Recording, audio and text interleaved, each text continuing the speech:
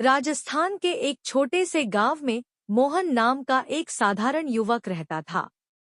उसके पास न जमीन थी, न बड़ा कारोबार। वह एक छोटी सी दुकान पर काम करके अपने परिवार का पालन पोषण करता था। जीवन में परेशानियां ही परेशानियां थी, कर्ज, बीमारी और आर्थिक तंगी। लेकिन मोहन के पास एक अनमोल चीज थी, अटूट श्रद्धा। वह प्रतिदिन खाटू श्याम मंदिर में विराजमान खाटू श्याम का स्मरण करता था। मोहन हर साल फाल्गुन मेले में खाटू धाम जाता, घंटों लाइन में खड़ा रहकर बाबा के दर्शन करता और बस एक ही प्रार्थना करता, मुझे इतना दे दो कि मैं अपने परिवार को सम्मान से पाल सकूं।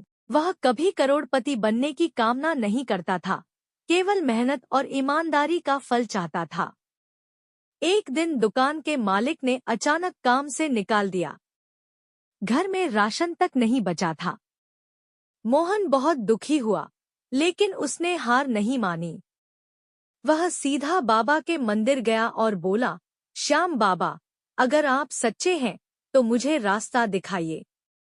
मैं मेहनत करने से पीछे नहीं हटूंगा। उसी रात उसे एक स्वप्न आया। सपने में बाबा ने कहा, डर मत, अपने गांव के बाहर जो पुरानी जमीन पड़ी है, वहां से अपना काम शुरू कर। सुबह उठते ही मोहन ने इसे बाबा का संकेत माना। उसने उधार लेकर उस जमीन पर सब्जियों की खेती शुरू कर दी। शुरू में लोगों ने उसका मजाक उड़ाया, खेती से कोई अमीर नहीं बनता, लेकिन मोहन रोज सुबह बाबा का नाम लेकर मेहनत करता रहा। कुछ ही महीनों में उसकी फसल इतनी अच्छी हुई कि शहर के व्यापारी सीधे उससे माल खरीदने आने लगे। धीरे धीरे उसने आधुनिक तकनीक अपनाई, कोल्ड स्टोरेज बनवाया और अपनी एक छोटी कंपनी खड़ी कर दी। उसकी ईमानदारी और गुणवत्ता के कारण उसका व्यापार बढ़ता गया। 5 साल के भीतर वही मोहन, जो कभी 2 वक्त की रोटी के लिए तरसता था, करोड़ों का मालिक बन गया। लेकिन सबसे बड़ी बात यह थी कि करोड़पति बनने के बाद भी मोहन का दिल नहीं बदला। उसने गांव में स्कूल बनवाया, अस्पताल की व्यवस्था करवाई और हर साल खाटू धाम में भंडारा करवाने लगा। जब भी कोई उससे उसकी सफलता का राज पूछता, वह मुस्कुराकर कहता, यह सब बाबा की कृपा और मेरी मेहनत का फल है। मोहन की कहानी पूरे क्षेत्र में प्रसिद्ध हो गई।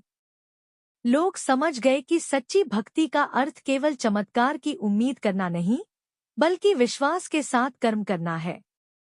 खाटू श्याम बाबा अपने भक्तों की परीक्षा लेते हैं, लेकिन जो सच्चे मन से श्रद्धा और परिश्रम करता है, उसे कभी निराश नहीं करते।